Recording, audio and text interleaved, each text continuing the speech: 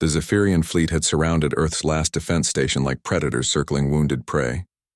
Admiral Kethvar watched through the crystalline viewports of his flagship as the pathetic human structure drifted helplessly in the void, its shields flickering like a dying star. 3 months of siege had reduced the once mighty fortress to little more than scrap metal, held together by emergency power and stubborn human pride. "Send the surrender demand," Kethvar commanded, his forearms gesturing with ceremonial precision. Let them know their species' fate depends on their next words. The communication array crackled to life, broadcasting across all frequencies. "Humans of Defense Station Omega-7, this is Admiral Kethvar of the Zephyrian Armada. Your shields are failing, your weapons are depleted, and your reinforcements are 3 systems away. Surrender now and your deaths will be swift. Resist, and we will make your final moments an eternity of suffering." The bridge fell silent except for the gentle hum of life support systems. Every Zephyrian officer present had witnessed dozens of species capitulate at this moment. The pattern was always the same: desperate pleas for mercy, offers of servitude, promises of tribute. It was the natural order when faced with overwhelming force. The response that came back shattered every expectation. Laughter, pure, genuine, belly-deep human laughter echoed through the bridge speakers. The sound was so alien to Zephyrian ears that several officers physically recoiled. It wasn't the mad cackle of a broken mind or the nervous giggle of fear. It was the hearty amusement of someone who had just heard the galaxy's best joke. Did you just threaten to make our final moments an eternity?" The human voice belonged to Commander Sarah Chen, the station's commanding officer. Her laughter continued between words. "Oh, that's rich. That's absolutely beautiful." Kethvar's primary eyes narrowed. "You mock us in your final hour?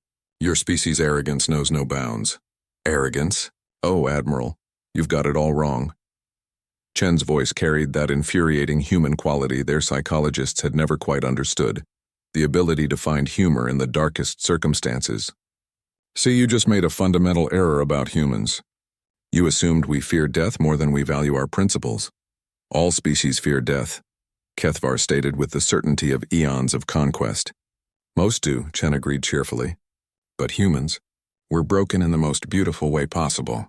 We're the species that charges machine gun nests with nothing but courage and spite. We're the idiots who volunteer for suicide missions and call them Tuesday. We've been killing ourselves in creative ways for millennia, just to prove points." On the tactical display, the human station's remaining weapons began powering up. Impossible. Their intelligence indicated the humans had exhausted their ammunition 3 days ago. "You see, Admiral, while you've been sitting out there congratulating yourself on our inevitable surrender, my crew has been busy. We've been stripping every non-essential system, every backup power cell, every spare component we could find." Chen's voice carried the warm satisfaction of a teacher explaining a lesson to a particularly slow student. "We've turned our entire station into one massive directed energy weapon." Kethvar's subordinates began chattering nervously in their native tongue. Energy readings from the human station were climbing beyond anything their sensors had ever recorded. "You'll destroy yourselves," Kethvar protested. "Oh, absolutely," Chen replied with disturbing enthusiasm. "We'll be vaporized in about 30 seconds. But here's the thing about humans. We have this annoying habit of taking our enemies with us. Your entire first wave is about to become space dust, and your flagship is right in the center of our blast radius." The Admiral's tactical officer was frantically calculating trajectories and energy outputs. His face went pale blue as the numbers became clear. "Sir, they're right. I know what the blast will do," Kethvar roared. "All ships, emergency retreat. Maximum burn." "Too late," Chen announced, her voice now singing with barely contained glee. "You know what the best part is, Admiral? This isn't even the first time humans have done this. We've got an entire military tradition built around taking impossible odds and spitting in their face. We call it making them pay for every inch." The massive Zephyrian dreadnoughts began pulling back, their engines screaming as they fought against momentum and time. But space is vast and physics is unforgiving. "Oh, and Admiral," Chen's voice carried across the void one final time, "when your survivors report back to your high command, make sure you tell them exactly what happened here. Tell them that when humanity's back was against the wall, when your entire armada demanded our surrender, we didn't beg." The human station began to glow like a miniature star, We laughed. The explosion could be seen from 3-star systems away. Defense Station Omega-7 and the 47 Zephyrian vessels caught in its blast radius were instantly converted to their component atoms. The remaining Zephyrian fleet retreated in disorder, their communications channels filled with panicked reports and urgent requests for reinforcement. In the flagship's medical bay, Admiral Kethvar recovered from radiation burns while reviewing the battle footage. The images played on repeat. The moment when certain victory had transformed into devastating defeat, all because the humans had refused to follow the rules of civilized surrender. His aide approached nervously.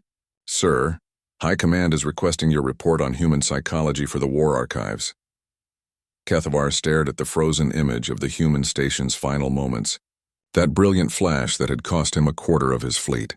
"Write this. Humans do not respond to threat or intimidation as expected. They view impossible odds not as reasons for surrender, but as challenges to overcome. They will sacrifice themselves without hesitation if it means taking their enemies with them." He paused, remembering that terrible, wonderful sound that had preceded their defeat. "And they laugh at death like it's an old friend." The war against humanity would continue for another 18 months. Every battle followed the same pattern. Zephyrian forces would achieve overwhelming tactical advantage, demand surrender, and then watch in horrified amazement as the humans turned their impending defeat into Pyrrhic victory. Eventually, the Zephyrian High Command reached the only logical conclusion. Some species simply could not be conquered. The humans had proven that the greatest weapon in the galaxy wasn't superior technology or overwhelming numbers. It was the willingness to laugh in the face of the impossible and then do it anyway.